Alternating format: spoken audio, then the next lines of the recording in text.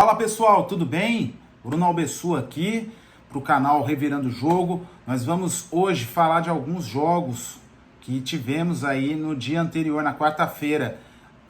Esses jogos foram Taubaté e Santo André pela Série A2. Tivemos também Grêmio e Corinthians pela Copinha. Tivemos também Corinthians e Água Santa, Palmeiras e Santos e alguns jogos, vamos falar de alguns jogos da Liga dos Campeões, enfim. Vamos revirar o jogo?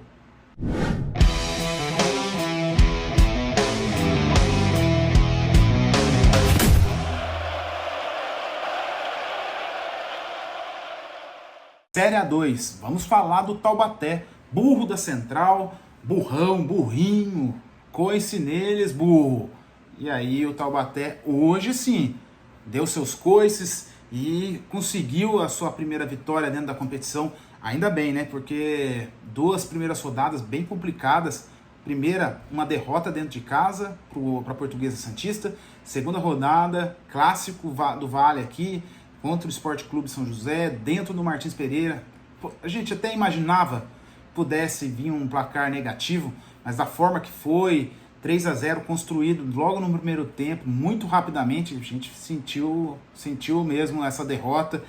E daí deu aquela implosão de dentro para fora, né? Aquela implosão lá dentro do Joaquinzão, vamos falar assim, né? Dentro dos bastidores do Taubaté, técnico falando que precisa de gente, e diretoria dizendo que não tem como, realmente não tem. Vai ter que se virar com o que tem praticamente mesmo, não tem o que fazer. Então vamos ter que acreditar nesses jogadores que estão lá, como a gente acreditou hoje, e hoje deu certo. Hoje jogou lá no Bruno José Daniel, no estádio Bruno José Daniel, lá do Santo André, jogou contra o time da casa, o Santo André, conseguiu uma vitória, e nada de uma vitória tão espetacular, mas o Taubaté jogou com brio. Eu acompanhei o jogo, estou revirando ele junto com vocês aqui porque jogou com brio, jogou com caráter, com raça. Não que nos outros não, porém assim, a gente viu com mais gana, mais vontade, jogadores indo para cima, dividindo, enfim. Jogou dessa forma e tá aí, resultado tá feito. 1-0, os 3 primeiros pontos. O Taubaté dessa forma, na classificação, dá uma pequena respirada. A gente deixa o Santo André, que não conseguiu vencer até agora, tem apenas 1 ponto. E o Santo André já jogou 2 jogos dentro de casa, então conseguiu perder aí 6 pontos dentro de casa. O Santo André está em 15º e o Votuporanguense também está abaixo dele em 16º. Taubaté está em 13º com 3 pontos. Um saldo ruim, né? -3, porém já pelo menos saiu aí dessa zona da degola, mas é para ficar de olho. Inclusive, Taubaté tem um jogo que ele tem que ganhar. Sábado agora, às 15 horas, aqui no Joaquim de Moraes Filho, vai jogar contra o Votuporanguense.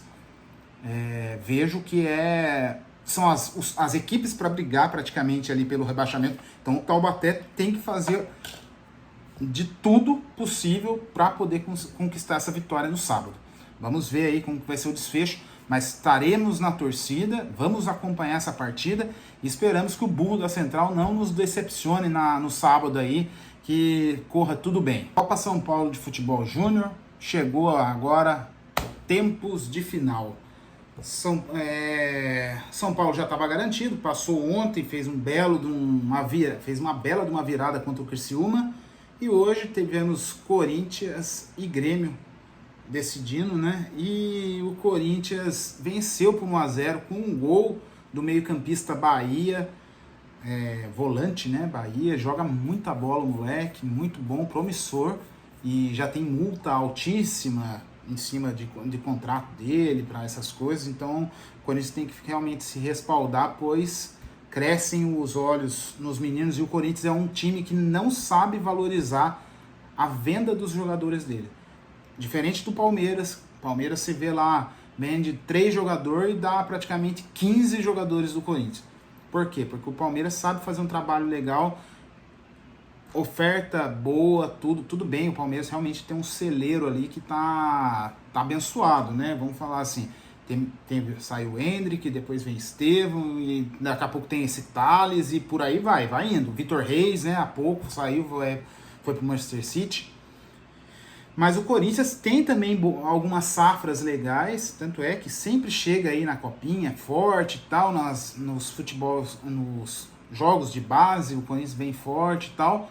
Porém, aquele desespero, time mal administrado, diretoria perdida, enfim, aí acaba vendendo muito barato os jogadores, não tendo lucro praticamente, ou se tem é pouquíssimo, e aí perde, né? Acaba perdendo. Mas enfim, o Corinthians conquistou a vitória contra o Grêmio, tivemos aí esse jogo, São Paulo ontem venceu também o Criciúma, então vamos ter um majestoso na Copinha. Para comemorar o dia do aniversário de São Paulo, nada mais bacana do que ter um majestoso. Corinthians-São Paulo, Corinthians com 11 títulos, o São Paulo tem 4, Corinthians maior vencedor, buscando aí o seu 12º título, o São Paulo buscando o seu 5º título, penta, né? O pentacampeonato da Copinha. Tudo é possível. São Paulo na primeira fase, eu falei várias vezes que o São Paulo estava demonstrando um futebol muito bonito e bacana, fazendo jogos interessantes, porém eu senti que na fase eliminatória o São Paulo deu uma caída, enfim, tudo bem que fase de mata-mata é uma outra vida, né? E o Corinthians, por sua vez, no mata-mata seguiu. Eu acho que o Corinthians foi assim, aquela temperatura média, não mudou.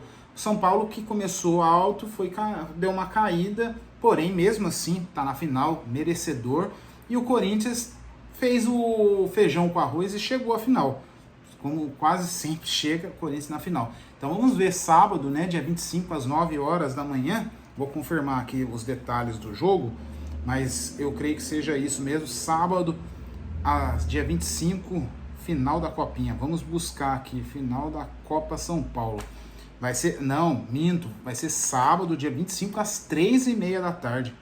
Ainda bem, né, porque, também de manhã, um horarinho também que pesado pra molecada, pelo menos esse horário já tá começando a dar uma quedinha no sol, é mais tranquilo. Tomara que não dê um chuvão, né, porque vai ser no Pacaembu, e o Pacaembu a gente não sabe como que tá a real situação do gramado do Pacaembu. Mas é isso, Copa São Paulo é isto, vamos terminar esse assunto, vamos falar dos campeonatos estaduais agora, vamos revirar os campeonatos estaduais. Tivemos aí dentro da Taça Guanabara, Campeonato Carioca, alguns jogos, o Maricá venceu por 2-0 o Nova Iguaçu. Tivemos o Botafogo perdendo para o Volta Redonda por 2-1. E eu vou até puxar aqui a classificação. O Botafogo numa situação bem incômoda, está apenas com 3 pontos nessa altura do campeonato. Já tivemos aí 4 jogos disputados pelo Botafogo e apenas 3 pontos. Tudo bem, todo mundo tá com o pé frouxo, né? Enfim, mas até vamos falar assim, o Flamengo tá com 4 pontos. Realmente, os grandes, na verdade, estão tudo meio cochilando. Por enquanto, quem tá dando a letra aqui no campeonato é o Maricá, Volta Redonda, Nova Iguaçu e Portuguesa do Rio de Janeiro. Esses são os que estão dando a letra dentro do campeonato estadual lá do Rio de Janeiro.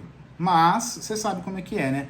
O regulamento dos campeonatos estaduais é tudo uma bagunça. Então vamos ver como vai ser aí os demais jogos. Então tivemos esses jogos e tivemos também o Flamengo vencendo o Bangu por 5-0.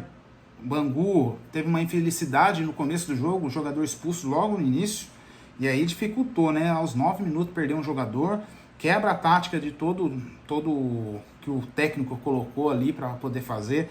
Teve que mudar tudo praticamente, e aí depois o Flamengo começou a deslanchar, segundo tempo fez o placar praticamente, 4 gols no segundo tempo, então 5-0 para o Flamengo, todo reserva praticamente, tá?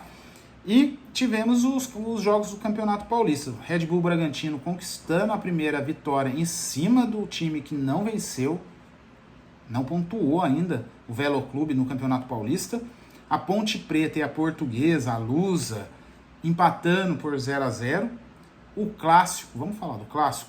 Putz, que clássico sensacional. Santos, eu tô com uma expectativa muito boa aí do Santos esse ano. Ainda mais se realmente concretizar a compra aí do Neymar, né? A compra, sei lá o que vai sair. pois o Santos, realmente, o Pedro Caixinha tem boas ideias. Chegou um ponto que não deu certo mais no Red Bull, acho que, sei lá, o time enfraqueceu, mas o Pedro Caixinha traz umas ideias bacanas de futebol, pressão, enfim, e fez um jogo pesado pro Palmeiras. Palmeiras, por sua vez, é o favorito do Campeonato Paulista. Santos foi sustentando ali o jogo até praticamente para lá da metade no segundo tempo, conquistando aí a vitória, porém o Palmeiras teve a joia deles lá, né? Não é o Estevão, é outra joia. O Thales fazendo o gol aos 68 minutos e depois, num chute, num bate-rebate ali na área, a bola sobrou nos pés do Richard Rios. Ele é muito bom para bater de fora da área. Acertou o cantinho direito do goleiro do Santos e aí, sem chance, gol do Palmeiras no finalzinho, nos acréscimos. E o Palmeiras não perde na fase de grupo do Paulista há 42 jogos, desde 2021. Não é à toa que é o tricampeão, né? Tricampeão e buscando aí o tetracampeonato do Paulista.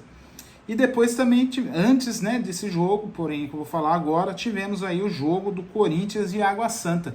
Corinthians abriu o placar e fez os dois primeiros gols, os únicos dois gols do Corinthians, logo no início, um aos 8 minutos com o Alex Santana e o outro com o João Pedro aos 18. Logo em seguida, aos 23, gol do Água Santa. Dali em diante, aquele risco que o Corinthians, na verdade qualquer jogo oferece, a diferença mínima, o outro time tentando atacar, tendo possibilidades e o Corinthians ali tendo que administrar essa situação. Segundo tempo entrou o Memphis, enfim, o time correspondeu muito bem e o goleiro Igor do Água Santa, fenomenal. Pegou tudo mesmo. Era para ter sido pelo menos um 5-1 aí o jogo e o goleiro fez defesas ali impressionantes. Uma cabeçada do Memphis, que ele cabeceou no chão, o goleiro pegou, se esticou todo, teve várias oportunidades ali e o Corinthians criou, mas esbarrou no goleiro, estava numa noite totalmente feliz, porém mesmo assim conseguiu a vitória, a terceira vitória do Corinthians nesse ano no Campeonato Paulista. Domingo tem Majestoso, e aí a gente vai ver o que vai acontecer, pois domingo São Paulo deve entrar também com a sua força máxima, ou praticamente máxima, né? Que eu acredito que o Oscar vai jogar, o Lucas vai jogar, então vai ser um jogo interessante de acompanhar. E vamos ter do outro lado também, pelo que o Ramon já falou, que vai com força máxima. Então, provavelmente, todos os titulares ali do Corinthians, Yuri Alberto, Memphis, apenas o Garro que ainda está fora, mas o resto todos vão estar em campo. Daí vai ser interessante, é um jogo para a gente ficar de olho aí. Dessa parte, vamos finalizar o internacional. Tivemos aí alguns jogos da Liga dos Campeões, fechando a rodada da Liga, e tivemos também a Liga Europa com apenas um jogo aí, Besiktas 4, Atlético Bilbao 1. Então uma vitória aí do Besiktas. Tivemos daí na Liga dos Campeões, Shakhtar 2, Brest 0, Red Bull Leipzig 2, Sporting de Lisboa 1. Vamos para depois tivemos Sparta Praga 0, Inter de Milão 1. Tivemos Milan 1, Girona 0, Feyenoord 3, Bayern de Munique 0. Esse aqui é surpreendente. Bayern de Munique geralmente é uma máquina, né, de vitórias, de jogos, recordes. O Bayern perdendo 3-0 para o time holandês. Celtic 1, Young Boys 0. E aí vamos para os principais jogos, que esses não dá para passar batido. Tivemos aqui Arsenal 3, Dinamo Zagreb 0. Esse jogo 3-0 e o Arsenal começou logo no início aí com assistência do Havertz pro Declan Rice abrindo o placar. Depois no segundo tempo o Kai Havertz faz mais um e no finalzinho do jogo, já nos acréscimos, o Odegaard mata o jogo. Então ficou dessa forma, Arsenal e Dinamo Zagreb. Arsenal um dos favoritos aí para poder passar para a próxima fase. Hoje a Champions está num formato diferente, né? Então o Arsenal é um dos times favoritos aí. Tivemos aí Real Madrid e Red Bull Salzburg. Real Madrid, 2 Vinícius, na verdade é Real Brasil, né, praticamente. Porque temos ali o Mbappé no meio, é lógico, fazendo um golzinho, mas os brasileiros dando show. Rodrigo, no primeiro tempo, 23 minutos e aos 34, gol do Raio. Mbappé, para dar aquela equilibrada, para ficar numa gangorra. Depois Vinícius Júnior, melhor jogador do mundo, mais 2 gols, um aos 55 e o outro aos 77.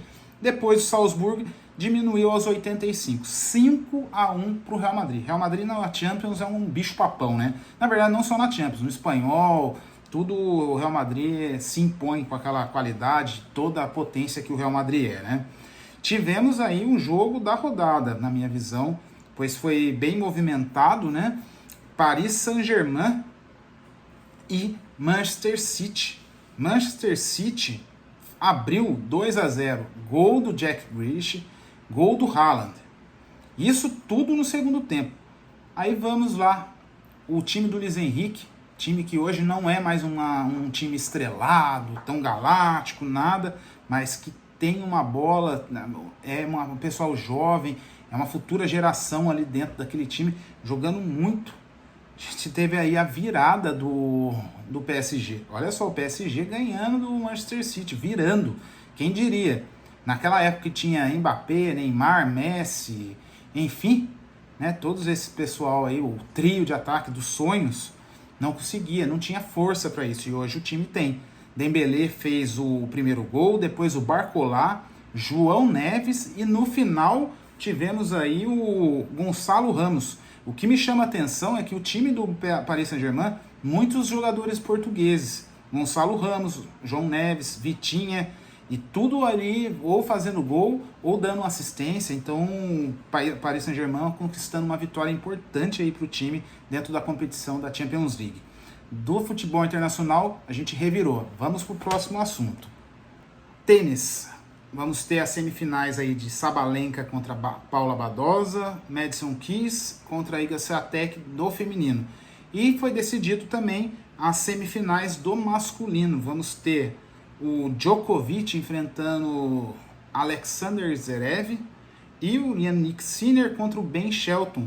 Isso aí na noite de quinta-feira, né, às 22 horas. Eu vejo aí que o jogo, destaque vai ser Djokovic e Zverev. Zverev vem jogando muito bem e de um tempo para cá conseguiu firmar o seu jogo. E o Djokovic, a gente dispensa comentários, o que ele faz, o que ele entra na cabeça. Eu vi vários memes aí do Djokovic na cabeça do Alcaraz, eu dei muita risada, muito bacana a criatividade. Como que é o Djokovic na cabeça do Alcaraz? Aparece o Djokovic dançando e tal, divertido demais. E realmente deve ser, porque não deve estar saindo tão fácil aí da cabeça do Alcaraz o Djokovic. E assim como foi com o Nadal também. O Djokovic teve uma fase que entrou no mental do Nadal, e isso que o Nadal era um dos caras mais, eu acho que é o cara mais forte mental, assim, do tênis, de mentalidade, era o Nadal. E ele o Djokovic conseguiu entrar na cabeça do homem. Então, temos aí essa questão. Vamos ver como vai ser as semifinais. Por hoje é só. São essas informações que eu queria trazer, essas reviradas que fizemos dentro dos jogos, das competições. Se você me deixar, vou pedir, curta esse vídeo, compartilhe, mande para os seus amigos se você gostou. E não deixa de se inscrever no meu canal, de seguir a gente dentro das redes sociais. Estamos no Instagram, tudo fácil, @revirandojogo, isso em todas as redes sociais, tanto no Instagram, quanto no Facebook, quanto no TikTok. Tá joia, pessoal? Um abraço, fui!